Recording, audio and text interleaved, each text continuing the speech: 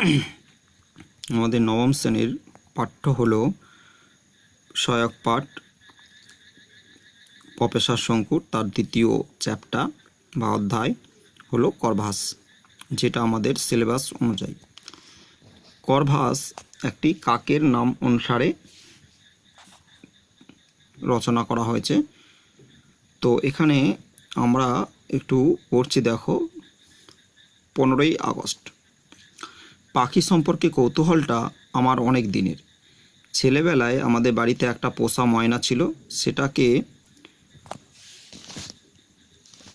সেটাকে আমি 100-র উপর বাংলা শব্দ পরিষ্কারভাবে উচ্চারণ করতে শিখিয়েছিলাম। আমার ধারণা ছিল পাখি কথা বললেও কথার মানে বোঝে না।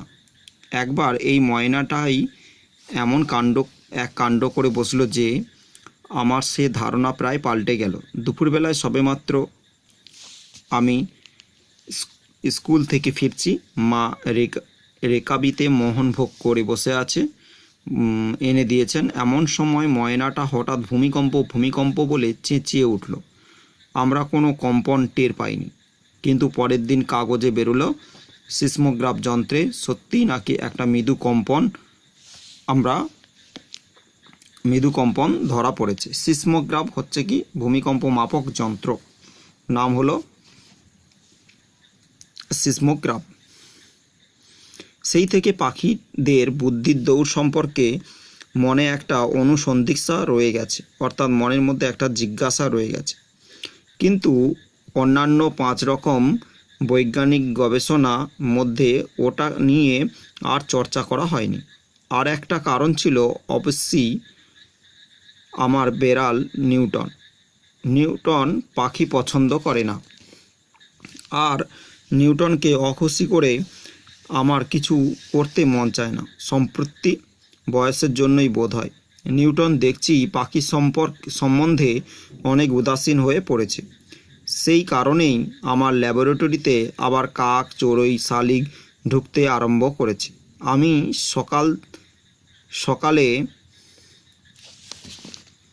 আমি সকালে তাদের খেতে দিই। সেই খাদ্যের প্রত্যাশায় তারা সূর্য ওঠার আগে থেকেই আমার জানালার বাইরে জটলা হয়, অর্থাৎ সেখানে গিয়ে হাজির হয়। প্রত্যেক প্রাণীরই কিছু কিছু নির্দিষ্ট সহজাত ক্ষমতা থাকে, অর্থাৎ সহজাত ক্ষমতা মানে বুদ্ধির প্রয়োগ থাকে। আমার ধারণা অন্য প্রাণীর তুলনায় পাখির ক্ষমতা আরও বেশি ও আরও বিস্ময়কর। একটা বাবুইয়ের বাসা হাতে নিয়ে নেড়েচেড়ে দেখলে স্তম্ভিত হতে হয়। একজন মানুষকে কিছু খড়কুটো নিয়ে যদি ওরকম একটা বাসা তৈরি করতে বলা হয়, আমার বিশ্বাস সে কাজটা সে আদৌ করতে পারবে না, কিংবা যদি বা পারে সে মাসখানেকের অক্লান্ত পরিশ্রম লেগে যাবে। অস্ট্রেলিয়ার ম্যালিফাউল বলে এক রকম পাখি রয়েছে। এটা ভীষণ ইম্পর্টেন্ট লাইন, তাই তোমরা একটু দাগ দেবে। ম্যালিফাউল পাখির সম্পর্কে বর্ণনা, অর্থাৎ এখানে কতগুলো পাখির নাম বলবে, সেই পাখিগুলো তোমাদের আলোচনা করে বলতে হবে। প্রশ্নটা বলে দেব। অস্ট্রেলিয়াতে ম্যালিফাউল বলে এক রকম পাখি আছে যারা মাটিতে বসবাস করে বা বাসা করে। বালি, মাটি আর উদ্ভিজ্জ দিয়ে তৈরি একটা ঢিপি, আর তার ভিতরে ঢোকার জন্য একটা গর্ত। ডিম পাড়ে বাসার ভিতরে, কিন্তু সে ডিমে তা দেয় না। অথচ উত্তাপ হলে তো ডিম ফুটে বাচ্চা বেরোয় না। উপায় কি? উপায় হলো এই যে ম্যালিফাউল কোনো এক আশ্চর্য অজ্ঞাত কৌশলে বাসা ভিতরে তাপমাত্রা 78 ডিগ্রি ফারেনহাইটের 1 ডিগ্রিও এদিক ওদিক হতে দেয় না। তা বাইরে আবহাওয়ার ঠান্ডা বা গরম যাই হোক না কেন। অর্থাৎ ম্যালিফাউল পাখি যে মাটির ভিতরে বসবাস করে, সে যে একটা ঢিপি তৈরি করে বা গর্ত তৈরি করে, সেই গর্তের ভেতরে সে ডিম পাড়ে, আর নির্দিষ্ট অর্থাৎ 78 ডিগ্রি ফারেনহাইট তাপমাত্রার মধ্যেই সেই ডিম ফুটে বাচ্চা বের হয়। এই কথাটা বলছে। পরে পাখিটার নাম বলছে, দেখো, আরও এক রহস্য, গ্রিপ পাখি। তাহলে ম্যালিফাউল আর গ্রিপ পাখির মধ্যে পার্থক্য কোথায় রয়েছে সেটা বলবে। এটা আমাদের প্রশ্ন পড়ে। তাহলে গ্রিপ নামক পাখি তাদের নিজেদের পালক ছিঁড়ে ছিঁড়ে খায় ও শাবকদের খাওয়ায়, অর্থাৎ তার বাচ্চাদের খাওয়ায়। কেন তা কেউ জানে না। আবার এই একই গ্রিপ পাখি জলে ভাসমান অবস্থায় কোনো শত্রুর আগমনে ইঙ্গিত পেলে নিজের দেহ ও পালক থেকে কোনো এক অজ্ঞাত উপায়ে বায়ু বার করে দিয়ে শরীরে স্পেসিফিক গ্রাফি বাড়িয়ে গলা অবধি জলে ডুবে ভাসতে থাকে। অর্থাৎ তার যে ভাসমান ক্ষমতা রয়েছে সেটা এখানে সেই পাখিটার মধ্যে লক্ষ্য করা যায়। পরেরটা দেখো, এছাড়া যাযাবর পাখির দিক নির্ণয় ক্ষমতা, ঈগল পাখির শিকার করার ক্ষমতা, শকুনে ঘ্রাণ শক্তি, অসংখ্য পাখির আশ্চর্য সঙ্গীত প্রতিভা, এসব তো আছেই। এই কারণেই কিছুদিন থেকে পাখির পিছনে কিছুটা চিন্তা ও সময় দিতে ইচ্ছা করছে। আর তার সহজাত বুদ্ধির বাইরে তাকে কতদূর পর্যন্ত নতুন জিনিস শেখানো যায়, মানুষের জ্ঞান, মানুষের বুদ্ধি তার মধ্যে সঞ্চার করা যায় কি, এমন যন্ত্র কি তৈরি করা সম্ভব যার সাহায্যে এই কাজটা হতে পারে।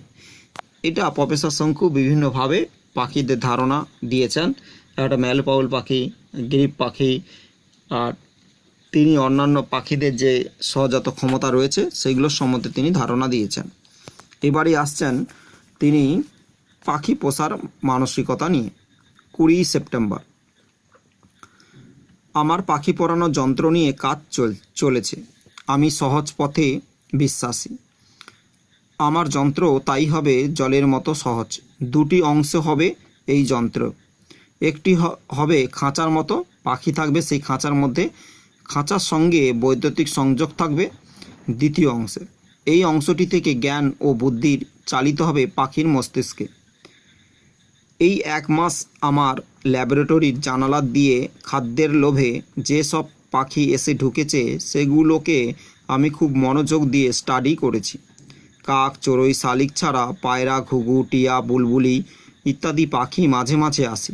সব পাখির মধ্যে একটি বিশেষ পাখি বিশেষভাবে আমার দৃষ্টি আকর্ষণ করেছে। সেটা এক কাক, দাঁড় কাক নয়, সাধারণ কাক। কাকটা আমার চেনা হয়ে গেছে। ডান চোখের নিচে একটা সাদা ফুটকি আছে, সেটা থেকে তো চেনাই যায়। তাছাড়া হাবভাবও অন্য কাকের চেয়ে বেশ একটু অন্য রকম। ঠোঁটে পেন্সিল নিয়ে টেবিলের উপর আঁচড় কাটতে আর কোনো পাখিকে দেখিনি। কালকের তো একটা ব্যাপারে রীতিমতো হতকচিয়ে গেছি।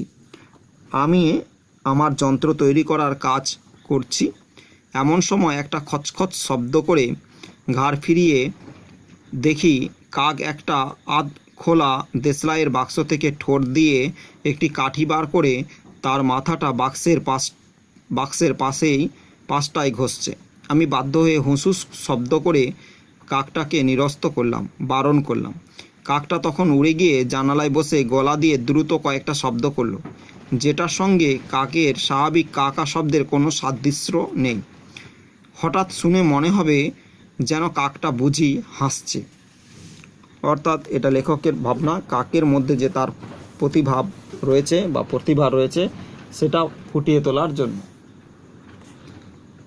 যেরকম চালাক পাখি, আমার পরীক্ষার জন্য একে ব্যবহার করতে পারলেই সবচেয়ে ভালো হবে। দেখা যাক কত দূর কী হয়। এবারে তিনি এই পাখির জন্য একটি যন্ত্র তৈরি করেছেন, সেই যন্ত্রের বিবরণটা তিনি দিচ্ছেন। 27 সেপ্টেম্বর। আমার অর্নিথন যন্ত্র কাজ তৈরি প্রায় শেষ হলো। কাকটা সকালেই আমার ঘরে ঢুকে পাউরুটি খেয়ে এক জানালা থেকে ও জানালা লাফিয়ে বেড়াচ্ছিল। যন্ত্রটা টেবিলের উপর রেখে যেই তার দরজা খুলে দিলাম, অমনি কাক দিব্যি লাফাতে এসে তার ভিতরে ঢুকে পড়ল। এ থেকে এটাই অনুমান করা যায় যে কাকটার শেখার আগ্রহ প্রবল। প্রথমে কিছুটা ভাষা জ্ঞান হওয়া দরকার, না হলে আমার কথা বুঝতে পারবে না। তাই সহজ বাংলা দিয়েই শুরু করেছি। আমাকে বোতাম টেপা ছাড়া আর কোনো কাজই করতে হচ্ছে না। শেখাবার বিষয় সমস্ত আগে থেকে রেকর্ড করা, বিভিন্ন চ্যানেলে বিভিন্ন বিষয়, প্রত্যেকটার আলাদা নম্বর দেয়া। একটা আশ্চর্য জিনিস লক্ষ্য করলাম, বোতাম টিপলে কাকটার চোখ ধীরে ধীরে বন্ধ হয়ে আসে আর সঙ্গে সঙ্গে তার নড়াচড়াও বন্ধ হয়ে যায়। কাকের মতো ছটফটে পাখির পক্ষে এটা যে কত অস্বাভাবিক সে তো বুঝতেই পারছি। অর্থাৎ কাকের ধারণা সম্পূর্ণটাই তিনি বলছেন। নভেম্বর মাসে চিলির রাজধানী সান্তিয়াগো শহরে সারা বিশ্বের পক্ষী বিজ্ঞানীদের কনফারেন্স হচ্ছে, অর্থাৎ একটা সম্মেলন হচ্ছে। এই লাইনটা ভীষণ ইম্পর্ট্যান্ট লাইন। তাহলে কোথায় প্রথম কাকে পক্ষী বিজ্ঞানীদের মধ্যে একটা সম্মেলন হচ্ছিল? তাহলে নভেম্বর মাসে চিলির রাজধানী সান্তিয়াগোতে একটা পক্ষী বিজ্ঞানীদের মধ্যে কনফারেন্স হচ্ছিল। মিনেসোটাতে আমার পক্ষী বিজ্ঞানী বন্ধু রিউফাস গ্রেনফেলকে চিঠি লিখে দিয়েছি। তাহলে আমার বন্ধুর নাম কি ছিল? না, গ্রেনফেল। যদি আমার বায়ক্স বন্ধু সত্যিই করে মানুষের বুদ্ধি কিছুটা আয়ত্ত করতে পারে, বায়ক্স বন্ধু মানে সমবয়সী বন্ধু, তাহলে একই বয়সী বন্ধু এটাকে বলা হচ্ছে, তাহলে ওকে সঙ্গে নিয়ে গিয়ে সম্মেলনে ডেমনস্ট্রেশন সহ একটা বক্তৃতা চলতে পারে। অর্থাৎ ডেমনস্ট্রেশন মানে কোনো একটা কিছু করার আগে তা একটা নিজে নিজে অভিনয় করে বেড়ানো বা কিছু লিখে নিয়ে তার তত্ত্বাবধান করা দরকার, এটাকে ডেমনস্ট্রেশন বলা হয়। আমরা ক্লাসে পড়ানোর আগেই আমরা একটা প্রিপারেশন তৈরি করে নিই যে কেমন করে পড়াবো, সেই পড়ানোর ব্যাপারটা বলছি। 4 অক্টোবর। করভাস হলো কাক জাতীয় পাখির ল্যাটিন নাম। ভীষণ ইম্পর্ট্যান্ট, এটা লাইনটা দাগ দেবে। করভাস শব্দটি কোন শব্দ থেকে এসেছে? ল্যাটিন শব্দ এসেছে। করভাস মানে হলো একটি কাক। আমার ছাত্রটিকে আমি ওই নামই ডাকছি। নাম ধরে ডাকলে প্রথম দিকে আমার দিকে ফিরে ফিরে চাইতো। অর্থাৎ যে কোনো মানুষকে প্রথম যদি নাম ধরে ডাকা হয়, সে যদি তার নাম সম্বন্ধে কিছু না জানে তাহলে সে বারবার তাকায়। এখন দেখছি গলা দিয়ে শব্দ করে উত্তর দেয়। এই প্রথম একটা কাককে কা না বলে কি বলতে শুনেছি। তবে কণ্ঠস্বরের বিশেষ পরিবর্তন আমি আশা করছি না। অর্থাৎ করভাসকে দিয়ে কথা বলানো চলবে না। তার বুদ্ধির পরিচয় তার কাজেই প্রকাশ পাবে বলে আমার বিশ্বাস। করভাস এখন ইংরেজি শিখেছে। বাইরে গিয়ে ডেমনস্ট্রেশন দিতে গেলে এই ভাষাটা প্রয়োজন হবে। ওর ট্রেনিং এর মধ্যেই হলো, এর সময় হলো সকাল 8টা থেকে 9টা। তাহলে কাকের যে একটা ভাষা শেখানোর জন্য একটা ট্রেনিং দেওয়া হয়েছে, সময় দেওয়া হয়েছে, সেটা হলো সকাল 8টা থেকে 9টা পর্যন্ত তাকে শেখানো হবে। দিনের বেলায় বাকি সময়টা ও আমার ঘরের আশেপাশেই ঘোরাফেরা করে। সন্ধ্যা হলে এখন রোজই চলে যায় আমার বাগানের উত্তর পশ্চিম কোণের আম গাছটায়। অর্থাৎ তার একটা সময় নির্দিষ্ট করা হয়েছে যে এই সময়ের মধ্যে সে এই কাজটা করে, তাই তার সম্পর্কে একটা ধারণা তৈরি হয়েছে। নিউটন দেখছি করভাসকে দিব্যি মেনে নিয়েছে। অর্থাৎ বিড়াল কাকটাকে পছন্দ করেছে, তাই তার সঙ্গে তার ঘোরাফেরা চলে। আজকে যে ঘটনাটা ঘটল তার পরের সম্পর্কটা বন্ধুর পরিণত হলেও আশ্চর্য হব না। ব্যাপারটা ঘটল দুপুরে। নিউটন আমার আরাম কায়দাটায় পাশে কুণ্ডলি পাকিয়ে শুয়ে আছে, অর্থাৎ চেয়ারে বসে শুয়ে আছে। করভাস কোথাও যেন উধাও। আমি খাতায় নোট লিখছি, এমন সময় হঠাৎ ডানার ঝটপটানি শুনে জানালার দিকে গিয়ে দেখি করভাস ঘরে ঢুকেছে। তার ঠোঁটে একটি সদ্য কাটা মাছের টুকরো। সে সেটাকে এনে থপ করে নিউটনের সামনে ফেলে দিয়ে আবার জানালা দিয়ে ফিরে গিয়ে বসেই ঘাড় বেঁকিয়ে এদিক ওদিক দেখতে লাগলো। গ্রেনফেল আমার চিঠির উত্তর দিয়েছে। অর্থাৎ তার বন্ধুকে যে চিঠিটা আমি দিয়েছিলাম সেই চিঠির উত্তর সে দিয়েছে। লিখেছে সে পক্ষী বিজ্ঞানীদের সম্মেলনে আমাকে নেমন্তন্ন পাঠানোর বন্দোবস্ত করেছে। আমি অবশ্যই যেন কাক সমেত যথাসময়ে সান্তিয়াগোতে গিয়ে হাজির হই। অর্থাৎ তাকে যে যেতে বলছে সেই ধারণা চিঠিতে জানিয়েছে। 20 অক্টোবর। সপ্তাহ 2 অভাবনীয় প্রোগ্রেস।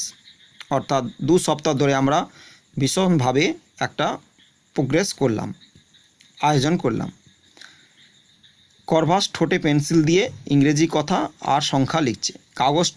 কাগজটাকে টেবিলে উপর ফেলে দিতে হয়। করভাস তার উপরে দাঁড়িয়ে লেখে। ওর নিজের নাম ইংরেজিতে লিখেছে করভাস। সহজ যোগ বিয়োগ করতে পারছে, ইংল্যান্ডের রাজধানী কি জিজ্ঞাসা করলে লিখতে পারছে, আমি পদবি লিখতে পারছে, আমার পদবি লিখতে পারছে। 3 দিন আগে মাস বার তারিখ শিখিয়ে দিয়েছিলাম, আজকে কি বার জিজ্ঞেস করাতেই পরিষ্কার করে বলল ফ্রাইডে। করভাসের খাবার ব্যাপারেও বুদ্ধির পরিচয় পেয়েছি। আজ একটা পাত্রে রুটি টোস্টের টুকরো আর একটাতে খানিকটা পেয়ারা জেলি ওর সামনে রেখেছিলাম। ও রুটির টুকরোগুলো মুখে পড়ার আগেই আমি প্রতিবারই ঠোঁট দিয়ে খানিকটা জেলি মাখিয়ে নিচ্ছিল। পরে দেখো 22শে অক্টোবর। করভাস যে এখন সাধারণ কাকের থেকে নিজেকে আলাদা রাখতে চায় তার স্পষ্ট প্রমাণ আজকের পেলাম। আজ দুপুরে হঠাৎ খুব বৃষ্টি হলো, সঙ্গে বিদ্যুৎ ও বজ্রপাত। 3টে নাগাদ একটা কান ফাটানো বাজ পড়ার শব্দ শুনে জানালার কাছে গিয়ে দেখি আমার বাগানের বাইরে শিমুল গাছটার থেকে ধোঁয়া বেরোচ্ছে। বিকেলে বৃষ্টি থামার পর প্রচণ্ড কাকের কোলাহল। এই তল্লাটে যত কাক আছে সব ওই মরা কাক গাছটার জড়ো হয়ে হল্লা করছে। আমার চাকর প্রহ্লাদকে ব্যাপারটা দেখতে পাঠালাম। সে ফিরে এসে বলল, বাপু, একটা কাক মরে পড়ে আছে গাছটার নিচে, তাই এত চেল্লাচেল্লি। বুঝলাম বাজ পড়ার ফলে কাকটার মৃত্যু হয়েছে। কিন্তু আশ্চর্য, করভাস আমার ঘর থেকে বেরোবার কোনো রকম আগ্রহ দেখালো না। সে এক মনে পেন্সিল দিয়ে টাইম নাম্বার লিখে চলেছে, 2, 3, 2, 3, 4, 5, 6, 7, 11, 13।